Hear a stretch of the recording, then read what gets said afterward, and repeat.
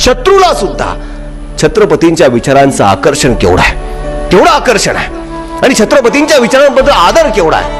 अहो तो औरंगजेब त्याचा एक स्वगत आलेला आहे, ते सांगण्याचा मोह मला वारंवार या ठिकाणी होतोय की तो आपल्या पुत्राला काय सांगतोय. तो म्हणतोय, हा हा तौबा तौबा, क्यों फतेह हासिल होती है शिवाजी को. हमारी तरफ फौज, बारूद, तोपखाना, खजाना, हाथी, घोड़े, शिवाजी के पास कुछ भी नहीं है, फिर भी फतेह हासिल होती है उसे. क्यों? ये मालूम है तुम्हें शहजादे, शायद तुम ये कभी समझ ही नहीं पाओगे शहजादे. और शराब, नाच, गाने, शिकार, मौज मस्ती और इश्क मोहब्बत में गिरफ्तार तुम जैसे बहादुर सिवा को कभी समझ ही नहीं पाओगे. शिवाजी ने मजबूत किले बनाए, अपनी फौज और अरसला बधाई, नए जंगे बहरीत की तावीज की है उसने, लेकिन उससे भी ज्यादा न जीते जाने वाले लोग तैयार किए हैं उसने.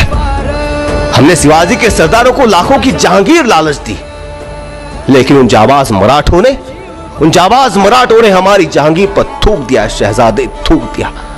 मराठे झुकते नहीं, मराठे रुकते नहीं, मराठे थकते नहीं और मराठे बिकते भी नहीं.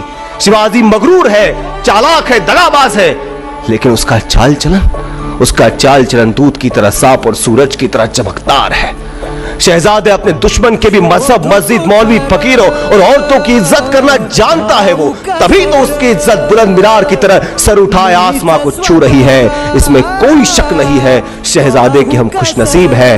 हमें दुश्मन भी मिला तो सिवा जैसा, हमें दुश्मन भी मिला तो सिवा जैसा. शहजादे हुकूमत करनी है तो सिवा का चरण सीखो, हुकूमत करनी है तो सिवा का चरण सीखो.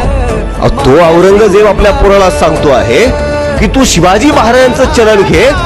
मग आपल्या राज्यकर्त्यांनी, आपल्या लोकांनी महाराजांच्या चरणानुसार आणि महाराजांच्या विचारानुसार चालायला नको का, हा प्रश्न मला वारंवार